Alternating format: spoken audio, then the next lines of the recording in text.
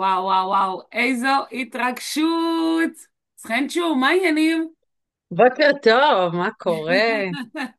בוקר טוב, בוקר טוב. אז אנחנו התכנסנו פה לפרק נוסף בפודקאסט הקול שבך, שבעצם פה אני מארחת אורחות מעוררות השראה, חן ואת אחת מהן, שיספרו את הסיפור שלהן, איך הן עברו מביישניות למנהיגות בחיים שלהן, מה הם עשו, ומה שבעיקר בעיקר חשוב זה איזה כלים פרקטיים היו, כי חשוב לנו מאוד הפרקטיות. אז יאללה, אנחנו צוללות ישר לעניינים. איזה חנצ'ו, מה כיף קורה? שאני פה, איזה מה כיף נשמע? שהזמנת אותי. מדהים. אז קודם כל, לפני שנתחיל, בואי תציגי את עצמך. וואו, זה אני חן, בת 42, נשואה לאלעד, יש לנו 4 ילדים. עד לפני 5 שנים כמעט, הייתי שכירה הרבה מאוד שנים בחברת אשראי גדולה. עשיתי שם מגוון תפקידים, חלקם ניהוליים, חלקם ניהוליים בכירים יותר, ואחרי אירוע מוחי של אבא שלי, הבנתי שאני לא הולכת לחכות לפנסיה, ואני הולכת לחיות כאן ועכשיו. שמתי את המפתחות, מה שנקרא, תרתי משמע של הרכב ושל המשרד, והחלטתי להתחיל דרך חדשה. אז בזמנו לא ידעתי מה אני הולכת לעשות, ומה שאני עושה בעצם היום, אני עוזרת לנשים לצאת לעצמאות, גם מנטלית, גם רגשית וגם כלכלית, בעיקר לנשות עסקים. זהו, זה ככה פחות או יותר. וואו, וואו, וואו, אני חושבת שאחרי הספתח הזה, קודם כל מילאת אותי באנרגיה ותקווה ואופטימיות, זה קודם כל. אבל אני, כאילו בא לי, רגע, זה אמרת לפני 5 שנים. שנלך רגע אחורה, כי את יודעת, מקשיבות לנו גם נשים שהן שכירות, ונשים שככה קוראים להם גם אירועים בחיים, והאירועים האלה לא באמת מזיזים אותם לעשות איזשהו שינוי. הן מתעסקות באירוע, הן צוללות לתוך האירוע, והייתה לך משרה בכירה, אכן, זה משמעותי. לקום וללכת נכון. זה מורכב. אה, כאילו באותו זמן בכלל לא היה לי אה, את המחשבה המורכבת, כי הגעתי עוד הרבה שנים לפני כן, עברתי משבר מאוד מאוד גדול, ובתוך המשבר הזה בעצם יצאתי לדרך חדשה שבתוכה גיליתי את העולם של התפתחות אישית, זה היה בגיל 26, מהמם. ולאורך השנים, בעצם בעשור הזה, בניתי חוסן ומנטליות מאוד מאוד גדולה, שכשהגיע האירוע המטלטל, אז כמו שאמרת, לא צללתי לתוך האירוע, אלא ניהלתי אותו, הסתכלתי עליו בצורה אחרת. יכולתי להביט עליו ממש כמו רחפן מלמעלה. ואז הבנתי מה אני רוצה בתוך האירוע הזה שיקרה איתי. זאת אומרת, איזו הזדמנות להתפתחות יש לי מתוך האירוע, מתוך הכאב. אז לא היה נראה לי כזה מסובך. עוד פעם, אם היית לוקחת אותי, אם אנחנו נחזור רגע עשור אחורה, אז כן, אז שם הדברים היו נראים אחרת. אמ, קחי אותנו עשור אחורה, חן. קחי אותנו לאותה חן שהיא לא מנהלת את האירוע, לאותה חן שהאירועים מנהלים אותה, לאותה חן שבתוך החיים, את יודעת, מתנהלת בתוך החיים, עוד לא נמצאת במקום של התפתחות אישית, עוד לא מבינה שיש משמעות לאירועים, עוד לא מבינה שכל דבר הוא באמת בא להזיז אותנו למקום טוב יותר. קחי אותנו רגע אליה, בת כמה את, מה הסטטוס שלך, אז, רגע, תני לנו רקע. אז בעצם אני באתי ממקום של ילדה מאוד מרצה, שמסתכלת כל הזמן מה יגידו עליה, מה חושבים עליה. אמ, כל הזמן להיות במקום, במין מרדף, להרגיש אהובה, להרגיש חלק מתוך משהו. לא כי לא נתנו לי, אלא זאת עוד פעם, זו הייתה הפרשנות שלי כילדה, והיה סוג של מאמץ כל הזמן להפוך, להתאמץ, להיות חלק מתוך משהו,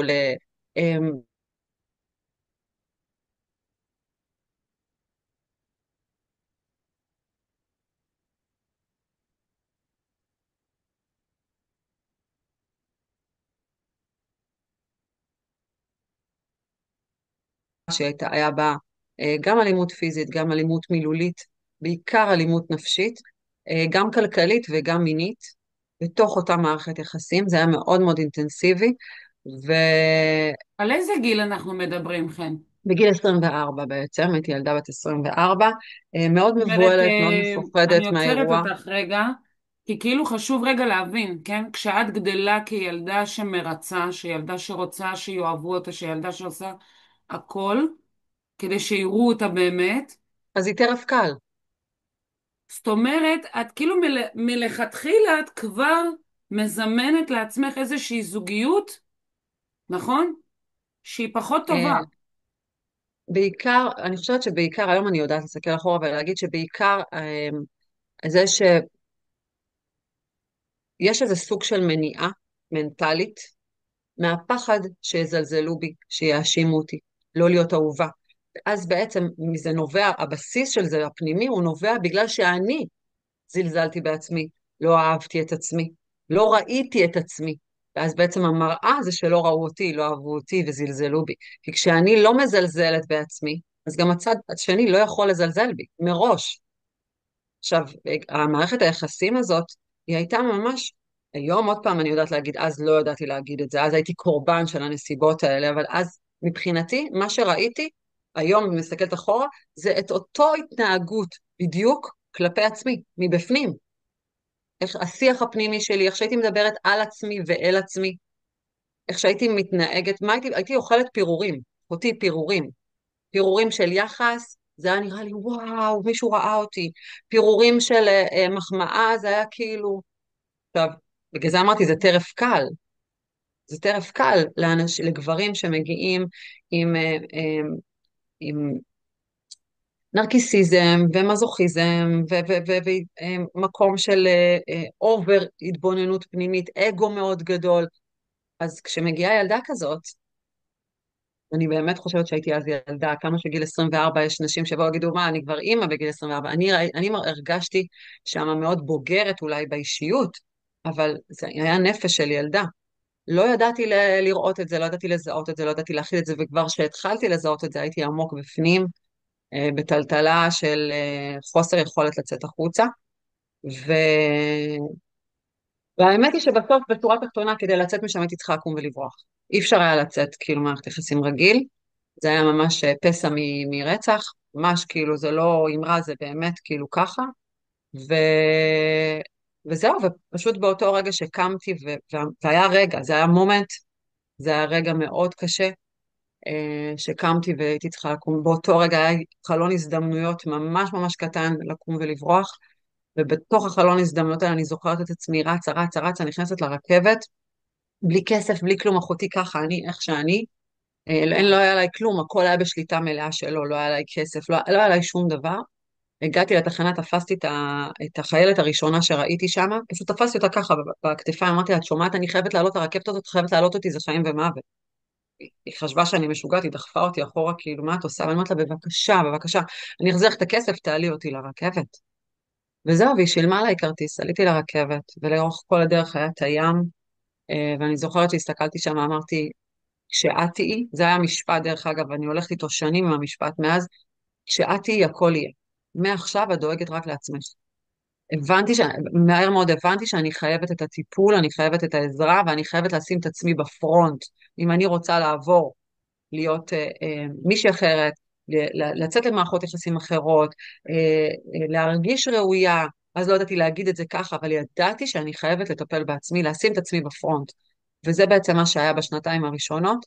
זה היה מסע של קודם כל חקר פנימי, מה החוזקות שלי, מה הערכים שלי, מי אני כבן אדם בעולם, מה אני אוהבת, לא ידעתי מה אני אוהבת לאכול, אחותי.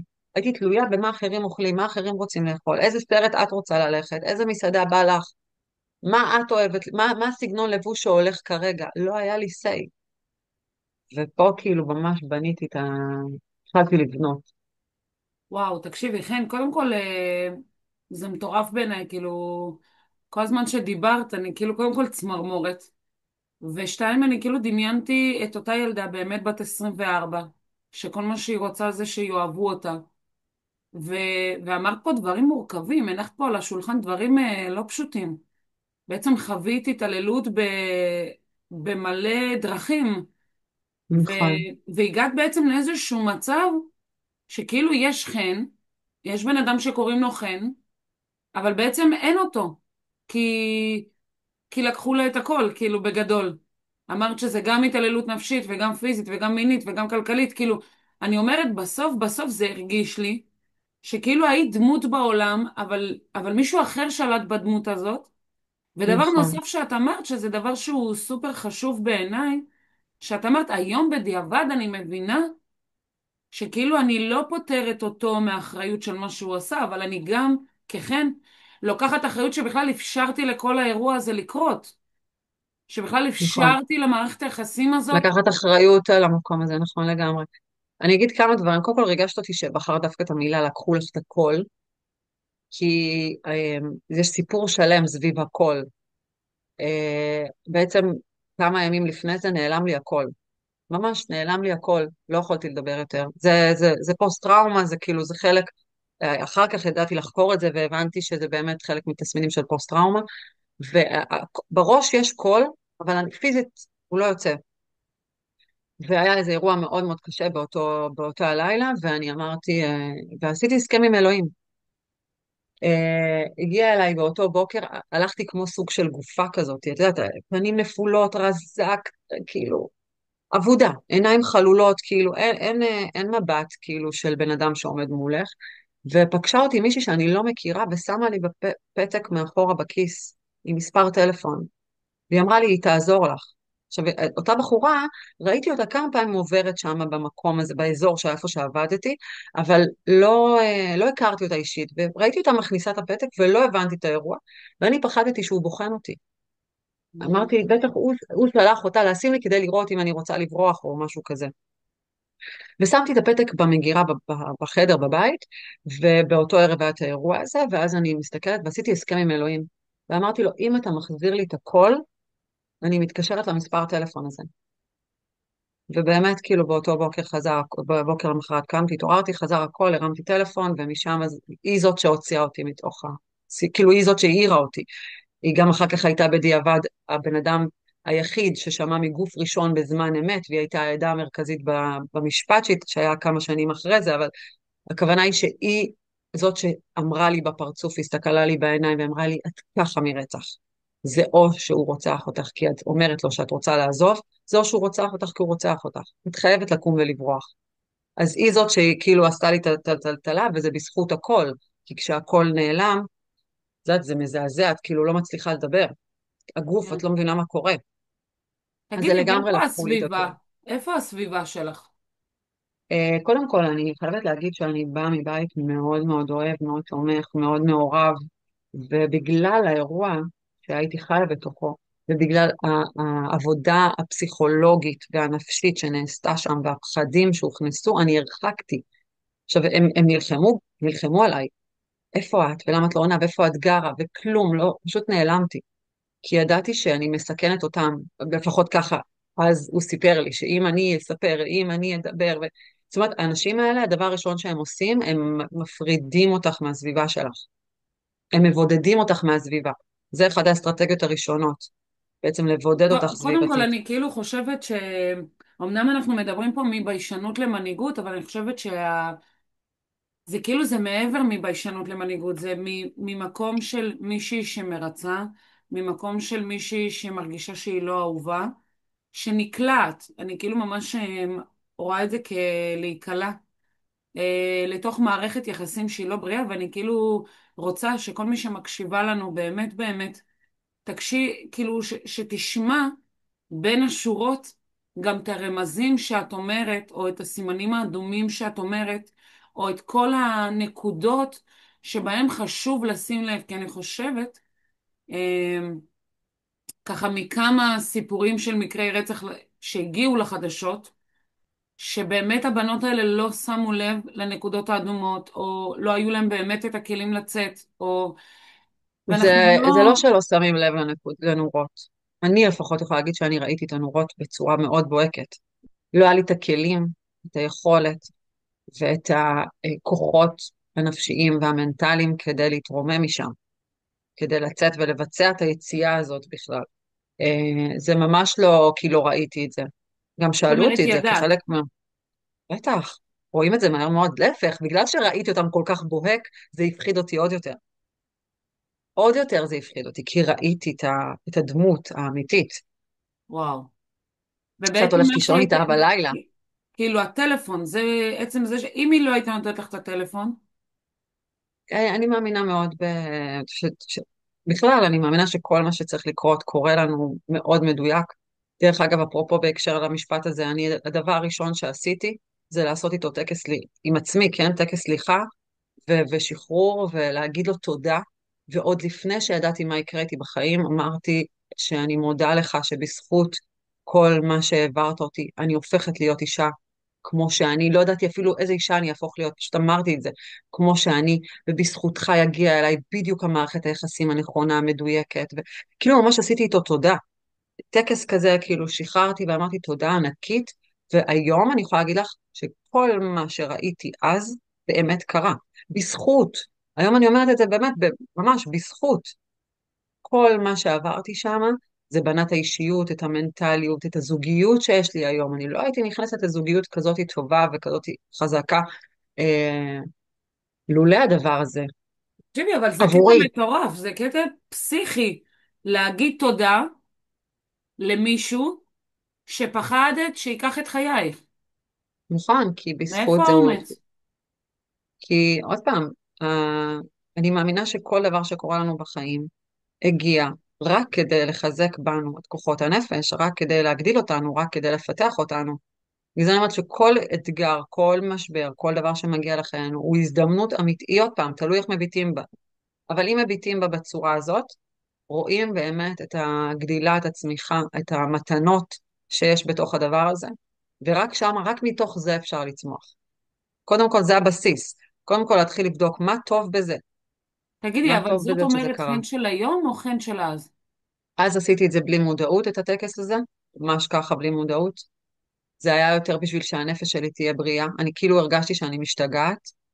אני הולכת ברחוב מבוהלת, שאני לא מבינה, עוד רגע הוא מוצא אותי, כאילו לא ידעתי מה לעשות עם הנפש, ואז אמרתי, אוקיי, אני חייבת לשחרר אותו באיזה דרך. היה בזמנו איזה שיר של קרן פלס, שפשוט הייתי שומעת אותו בלופים, מבול, ו... ופשוט משהו בשיר מאוד מאוד חיזק אותי, וההבנה שאני, יצא מפה משהו גדול יותר מהאישה הזאת. יש בפנים משהו חזק יותר, גדול ממנה, שהיא לא מבינה אותו עכשיו, ופשוט בחרתי לעשות איתו את הסליחה ולהגיד לו תודה על זה, וזה באמת מה שקרה. וואו. אני כאילו, אני מקשיבה לך ואני אומרת, זה גם בתור בן אדם שמודע וגם בתור בן אדם שלא מודע. תראי, בסוף לדעתי מנהיגות זה באיזשהו מקום, המקום שאת לוקחת אחריות על החיים שלך. בדיוק. וגם שם, בתוך כל הכאוס הזה, בתוך הפחד הזה, בתוך הקול שנעלם לך, בתוך כל זה, את עדיין יודעת לקחת אחריות ולשחרר אותו ממך, אפילו בעצם זה שסלחת לו, שעשית לו טקס סליחה. וזה כאילו, זה לא נתפס, חן, זה באמת לא נתפס. מאיפה הכוחות? המקום, תשמעי, זה עוד פעם, זה להיות מה שנקרא חיים, משפשפים אותך על האספלט, זה לא כזה, אוקיי, חטפתי סטירה מהחיים.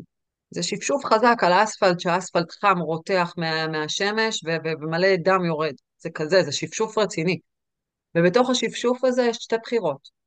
או שאני טובעת בתוך הדבר הזה, אני הולכת לאיבוד ואני מאבדת את הנפש שלי, או שאני בוחרת בחיים, ואני מבחינתי, זה היה החלטה, כאילו ממש, אני בוחרת בהם. אמרתי לך, המשפט הראשון שאמרתי על הרכבת זה כשאת תהיי הכל יהיה ואני שמה את עצמי בפרונט. ואם אני שמה את עצמי בפרונט, אז אני לוקחת אחריות ואני חייבת לדאוג לה, לנפש אבל הזאת. איך עושים את המהפך הזה מאותה ילדה שמרצה? לא, זה אמרת, תהליך ארוך, זה לא היום. ההחלטות, השיח הזה, הדיבור הזה קרה מאוד מהר, התהליך הוא היה ארוך מאוד, ארוך מאוד. זה הרבה עבודה פנימית, זה הרבה עבודה של אנשי מקצוע, זה הרבה ספרים, זה הרבה חברה, סביבה. אני יכולה להגיד שאחד המתנות הכי גדולות שזכיתי לקבל באותה תקופה, ובכלל בחיים, זה אנשים טובים סביבי. חזרת ממש, זה, לסביבת המשפחה שלך כמו שהיית רגילה או אחרת? מה זה? חזרת לסביבה של המשפחה שלך כמו שהיית רגילה או אחרת? לא, בשנה הראשונה לא נפגשתי עם אנשים שאני מכירה, בכלל, כדי שהוא לא ימצא אותי, זו הייתה השנה הראשונה, זה קצת פחות משנה.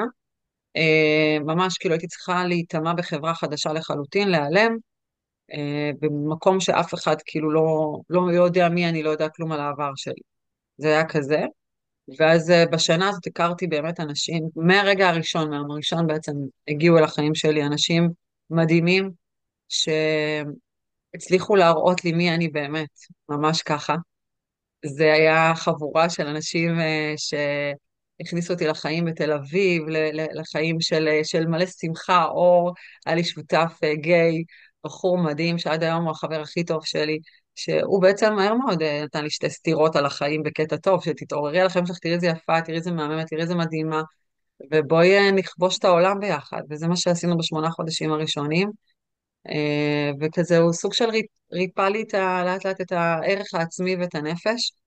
עם הרבה חוכמה, עם הרבה עדינות, עם הרבה רוך, והוא הכיר לי עוד אנשים טובים אחרים, שגם הם היו אנשי מקצוע טובים שבאו ועזרו ותמכו, ואני פשוט התמסרתי. זה אחד, גם כן, אם את שואלת אותי איזה כלי, אז זה גם להיות בסביבה, שהיא סביבה מרימה ותומכת ואוהבת ואמיתית וכנה, באמת היה בה המון אמת, אמת אמיתית בסביבה הזאת, וגם להתמסר. זאת אומרת, עם כל מה שעברתי, עדיין לא הייתי חסרת אמונה שיש אנשים טובים. עדיין בחרתי להאמין שיש אנשים טובים בדרך, וממש התמסרתי לתוך תהליכים. נכנסתי לתוך, נגיד, אחד התהליכים הראשונים זה היה פסיכותרפיה עם מישהי מטפלת, עבודת גוף, הייתי חייבת לשחרר מהגוף שלי את הטראומה, זה פיזית, הגוף שלי היה מבוהל, מקבוץ, כל רעש, כל צליל של טלפון, כל מבט ברחוב של מישהו שהזכיר, זה כאילו הגוף כופה והוא נהיה קשה וכבד, אז הייתי חייבת לשחרר את זה מהגוף. אז זה היה דרך אגב הטיפול הראשון, וממש התמסרתי אליו. אני גם זוכרת את זה שהיא הייתה אומרת לי, את כל כך מסורה לתהליך.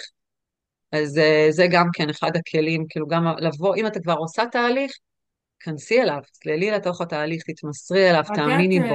תוך כדי זה שדיברת, אני כאילו, אני בסצנה שלך, כן? אני ברכבת, החיילת שילמה עלייך, את נוסעת למקום לא נודע, לא לא נודע. למשפחה, לא כאילו ממש מעתיקה את מי שאת, למקום חדש, בלי כסף, בלי חברים, בלי משפחה.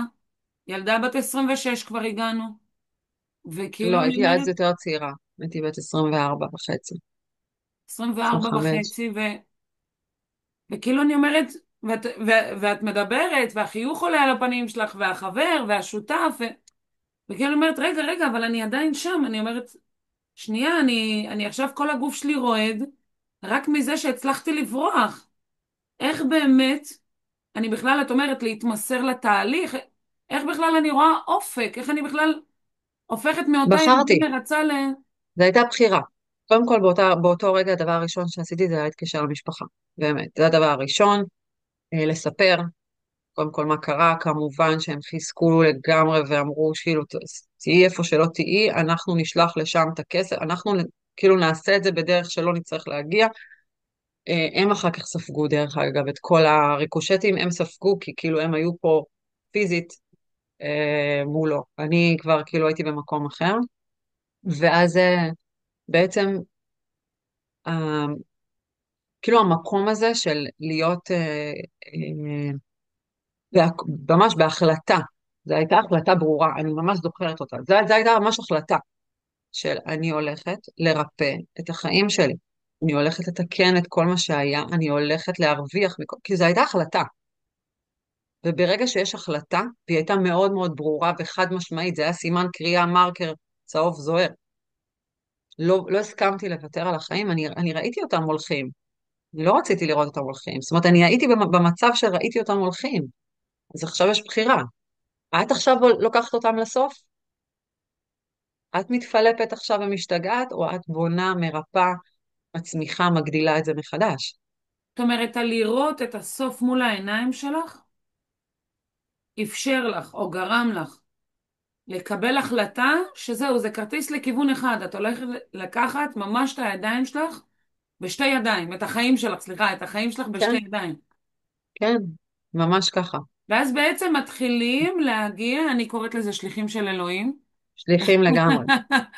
הם היו באמת אה, שליחים. כאילו האנשים שצריכים להיות במקום שמדויק לנו, שנכון לנו בזמן הנכון, עם הווייב הנכון, עם המילים הנכונות, בקצב הנכון, הם פשוט מתחילים להגיע אלייך. נכון. והמקום החיובי הזה, לראות את החיים ממקום של אוקיי, אפשר גם אחרת, להסכים לעצמי, ממש רגע שנייה לעבור את התהליך. אמרתי לך, זה לא קרה בן רגע. זה היה שנים אחר כך, שנים עוד אחר כך, גם אחרי עוד שהכרתי את בעלי. זאת אומרת, זה שנים של ריפוי. ובתוך בתוך התהליך הזה בעיקר זכיתי בי. עזבי שזכיתי בעוד הרבה מאוד דברים אחר כך שהם הצמיחו והגדילו אותי, אם זה קריירה, ואם זה, זה בסדר, אבל בעיקר זכיתי בי. המנהיגות הזאת שאת מדברת עליה, היא המתנה הכי גדולה שהיום אני יכולה להגיד שקיבלתי לעצמי, ושהענקתי ועדיין מעניקה, ואמשיך להעניק גם לילדים שלי. זאת אומרת, הבת שלי, אני מסתכלת עליה היום, ואני כל הזמן אומרת, היא תיקון מטורף. זו ילדה עם ערך עצמי, עם סנטר מטורף, עם ביטחון עצמי.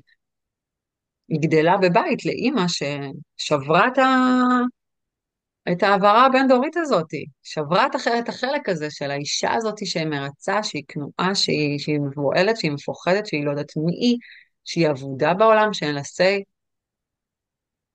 תגידי, ואת אומרת שזה לקח זמן ושנים, וגם אחרי שהכרת את בעלך, ובעצם אז את מגיעה, אני כאילו לוקחת אותנו שנים קדימה, למשרה שבה את עובדת במשרה בכירה, עם תנאים טובים, שכאילו כבר, את יודעת, גם יש לך הכנסה טובה, את עומדת בזכות עצמך, כאילו די, חן, עברת מסע. למה עכשיו שוב לקום וללכת? אה, קודם כל זה קטע, כי בדרך כלל, אם אני מסתכלת על זה, אז אני בן אדם אני תמיד אומרת, צוחקת על עצמי, שאני אומרת, אני אה, פחדנית עם אומץ. מה זה אומר? כאילו אני מפחדת מהרבה דברים, אבל אני מאוד מאוד אמיצה. אני קופצת בנג'י בלי חוט, כזה, בהרבה מאוד רגעים בחיים. זאת אומרת, גם זה חלק מהדברים שקרו אחרי זה, שקפצתי כאילו, אמ, ה- האירוע גרם לי בעצם, בשורה התחתונה, אה, להסכים לאכול את החיים, אבל באמת לאכול אותם ולהתענג וליהנות מהם עד הסוף. זה אומר שהכרתי את בעלי אחרי 9 חודשים, התחתנו שנה ו3, בא ילד, שנה ו3, עוד ילד, שנה ו3 אחרי זה, מאיה, הבת שלי, כאילו, זה לטרוף. יש מכרז בחברה לתפקיד מטורף שאין לי סיכוי, כאילו איפה אני ואיפה זה, מגישה מועמדות ומקבלת את התפקיד ומקימה מחלקות שלא היו קיימות בחברה ועושה, וקונה בית בלי שקל שיש לי, אני אומרת עוד 8 חודשים, איכשהו יגיע הכסף, לא יודעת איך, חותמת על ההסכם, כאילו למדתי מאותו אירוע בעצם לאורך השנים, כל הזמן לאכול אותם, לאכול אותם ולאכול אותם, עם הפחד. אבל עם הרבה אומץ. אז כשהגיע הרגע שאבא שלי שכב בבית לוינשטיין, וזוהר, הבחור ששכב לידו, הוא היה בגילי, הוא עבר, בעצם היה לו סרטן במוח, והוא נעלם לו הזיכרון, ואשתו בגילי, בחורה בגילי, 5 ילדים, נכנסת לחדר, והבן אדם לא מזהה אותה. והיא מדברת איתו, והילדים מדברים איתו, והוא לא יודע מי הם. הוא אפאתי אליהם לחלוטין, והוא לא יודע מי הם. וכזה הם היו שם והכל, ואבא שלי, הבן אדם הכי חזק בעולם שבחיים לא לקח תרופת דקסמול, הוא לא לקח בחיים שלו, שוכב 100% נכה קוגניטיבית, 100% נכה בגוף, גולגולת בחוץ, במצב כאילו אחרי ניתוח, באמת חוויה, את יושבת בחדר, הזיה, הזיה, כאילו שני מקרי קיצון קשים, קשים בריאותית, ואני עומדת שם, אני מוצאת עצמי, היה חושך, כבר היה לילה, אני מסתכלת על שניהם, הם כבר היו כזה רדומים בחדר, ואני מסתכלת על שניהם, ואני אומרת, אין מצב, ככה אני מדברת עם עצמי, אני אומרת, אין מצב שאני מסיימת את החיים שלי ככה, אין מצב, צריך לקרות משהו, אני צריכה, כאילו פתאום הגוף, לא, הייתי חסרת מנוחה, אני עומדת בלוינשטיין, ואני אומרת, כמו רכבת הרים כזה של לדעת, הלופים של ארצות הברית, שיש לך 10 במכה לופים וואו, סיבוב, וואו. ככה אני עומדת בחדר ואני מרגישה בלופ, כאילו ממש כמו סוג של הזיה, הגוף מתחיל לרעוד, ואני אומרת, מה עושים, מה עושים, איך אני חי את החיים, איך אני ממצה את החיים, כאילו פתאום נבהלתי, אמרתי, מה אני עושה? וזהו, והייתה שם החלטה מאוד ברורה, שאני לפנסיה לא מחכה, שאני הולכת להגשים את עצמי ואת החלומות שלי, והטייטל על הדלת לא מעניין אותי. אין יותר טייטל על הדלת, הטייטל על הדלת, אני רדפתי אחרי הטייטל הזה המון שנים. ואחרי הרכב, ואחרי השכר, ואחרי שיכבדו ויאהבו, וכאילו אמרתי לך, השאריות של הדבר הזה תמיד היו שם. ו... ופה באמת המנהיגה התחילה להתעורר. זאת אומרת, אם את אומרת עד עכשיו זה היה פרומו לבנות את המנהיגה, זה היה הרגע שבאמת היא התעוררה, כי יש פה כבר 4 ילדים באחריותי, יש פה משכנתה על הבית, יש פה הרבה מאוד אחריות סביב האירוע הזה, סביב ההחלטה הזאת. אני לא יודעת אפילו מה אני רוצה ללכת לעשות. זה לא שידעת יש איזה תוכנית פלן בי כזה, שאני אומרת, אוקיי, אני אעזוב את העבודה, אבל אני אלך להיות, לא יודעת מה, משהו. אין איזה כמיהה אפילו למשהו מסוים. לא ידעתי כלום, לא ידעתי מה אני עושה, ו... אבל היה כזה איזה בעירה פנימית של אמ, חלאס, כזה. כאילו של אין מצב שאני חוזרת לשם, אני חייבת לעשות משהו אחרת, ולא, באמת לא עשיתי את זה. לא עזבתי, עוד לא עשיתי כלום. המשכתי ללכת עם הבעירה הזאת בתוכי. ניסיתי להבין כאילו מה אני רוצה לעשות, ולא מצאתי. פשוט לא מצאתי מה אני רוצה לעשות, לא הבנתי מה השלב הבא, אוקיי, סבבה, רוצה לעשות, מה קורה? אבל היה הרבה חקר, הרבה סקרנות, הרבה בדיקה. כל הזמן הייתי בודקת מה קיים בחוץ, מה יש, מה אני אוהבת לעשות, כאילו כל הזמן חקרתי את זה עם עצמי. ואז בזמנו ניהלתי איזשהו, אה, אחד המוקדים החיצוניים של החברה, לא משנה, זה היה ממוקם באיזה מקום מאוד מאוד גבוה, והייתי צריכה בשביל להגיע לשם כזה, זה כזה דרך מפותלת מאוד על הר, ואני זוכרת שאני עולה כזה בדרך, נוסעת, והיה חורף, והיה גשם כזה, ואני בוכה את החיים שלי באוטו. כאילו, אני לא רוצה להיכנס בבוקר למשרד, אין מצב, לא רוצה להיכנס לשם, ואז אני מניחה את האוטו בחנייה, מתאפרת, אני גם זוכרת מה לבשתי שמלה אדומה ארוכה ונעלי עקב, ואני כזה מתאפרת באוטו, ומסתכלת, מורידה את הזה, ומסתכלת במראה ודופקת חיוך, כאילו אין ברירה, 150 עובדים מחכים לך בבוקר, לבוקר טוב שלך, איך שאת תיכנסי ככה יראה היום שלהם, וממש כאילו סוג של מסכה מגעילה, ממש כזאת, היא מניחה על הפרצוף עולה למשרד.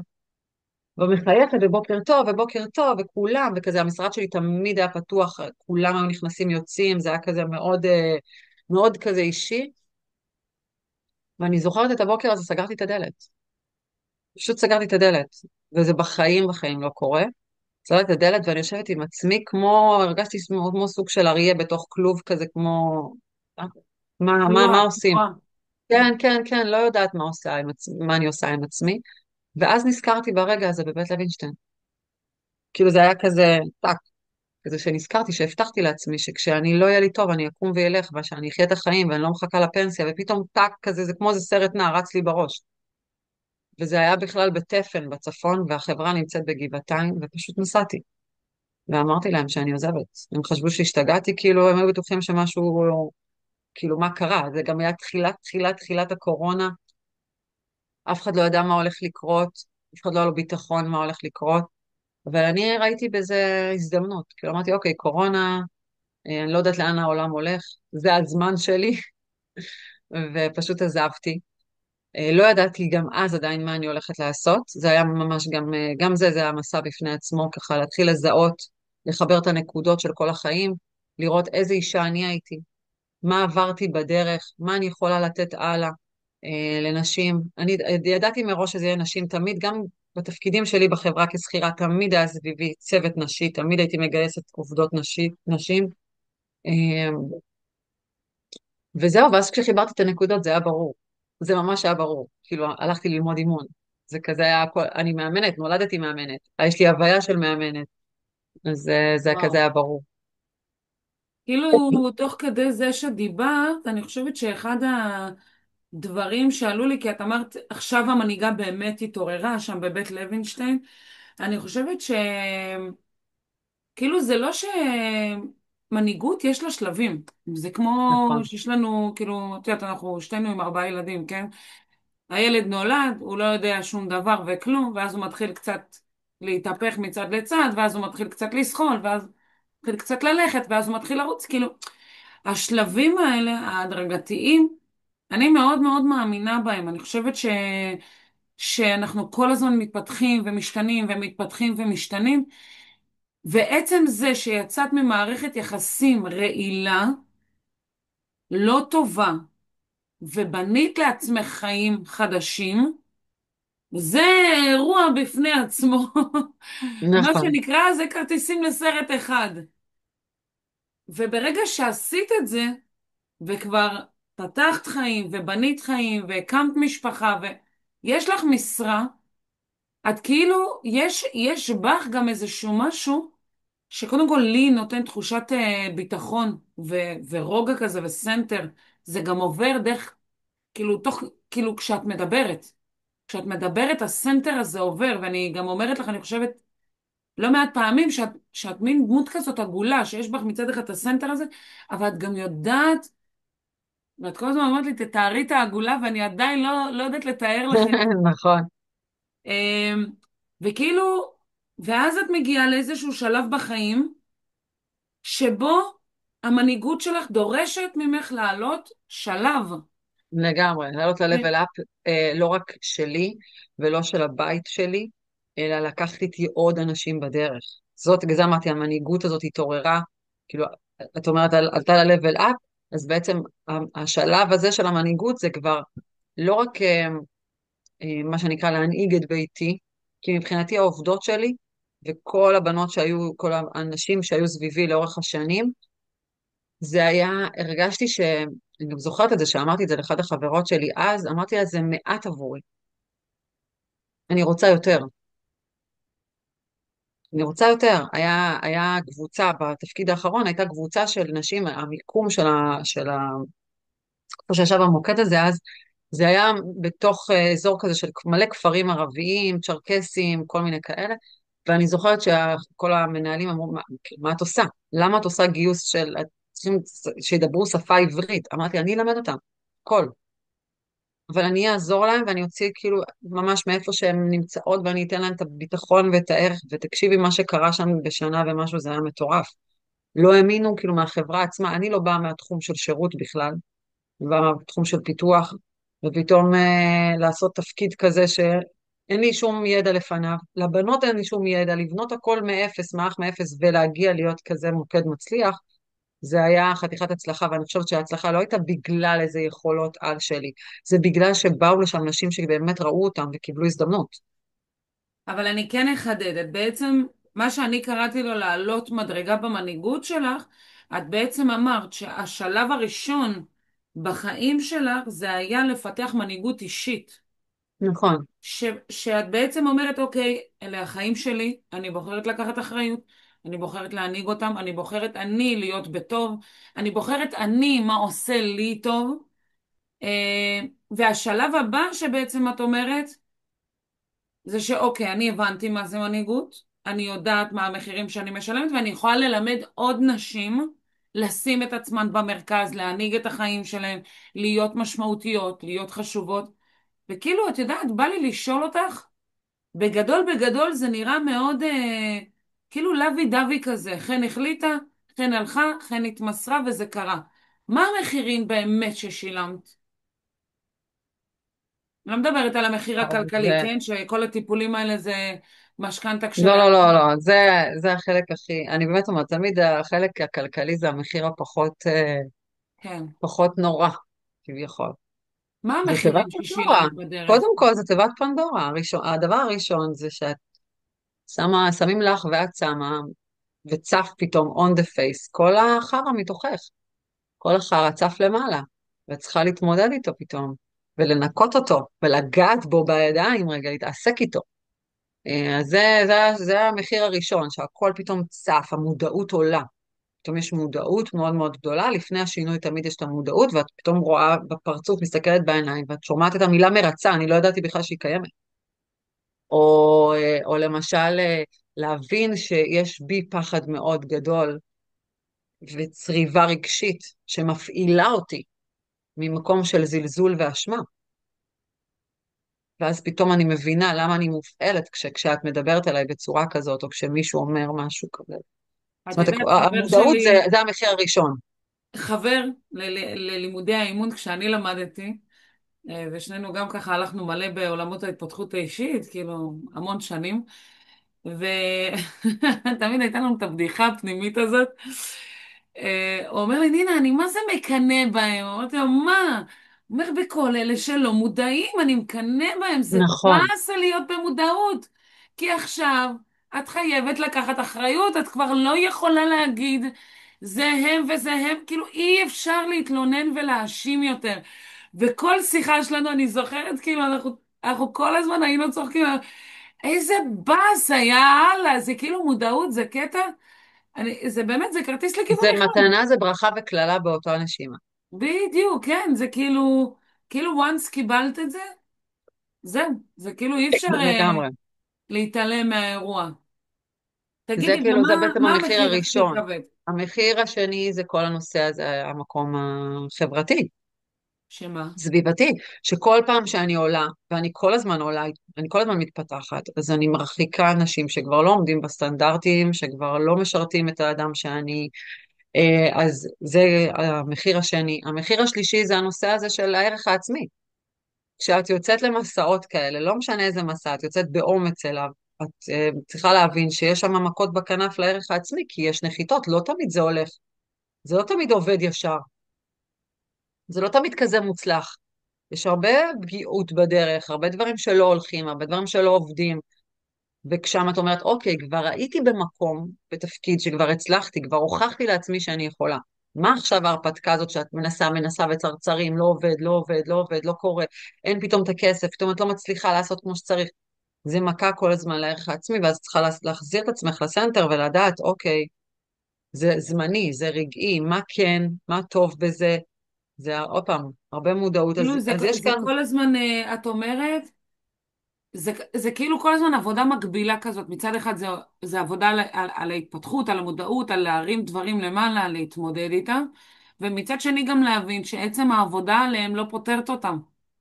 זאת נכון, אומרת, יש לזה כאילו אולי זמן, כאילו, כי לא כל פצע אפשר לרפאות באותו הזמן, ו, ואולי זה, גם הפתרון הוא לא בדרך שבה את רצית, ואולי יש עוד קשיים בדרך. מה עוד, לגמרי. חן? מה באמת, באמת? איזה עוד מחירים? היום בדיעבד, אם אנחנו לוקחות את הנשים מחיר שבאמת של, אמרתי, רוצות, יש כמובן גם את המחיר של הספקות. בואי, שמה? זה לא תמיד, זה לא שאני עכשיו אמרתי, אני פחדנית עם אומץ. אז הפחדנית יש לה ספקות, היא עדיין לא תמיד בטוחה. היא עדיין לפעמים צריכה את ההסתכלות הזאת עוד פעם, ולהבין אם כן, ולהזכיר לעצמי. אז הספקות תמיד נמצאים. אז גם זה כמובן קיים. יש את המחיר של האנרגיה כמובן, וזמן, וכסף.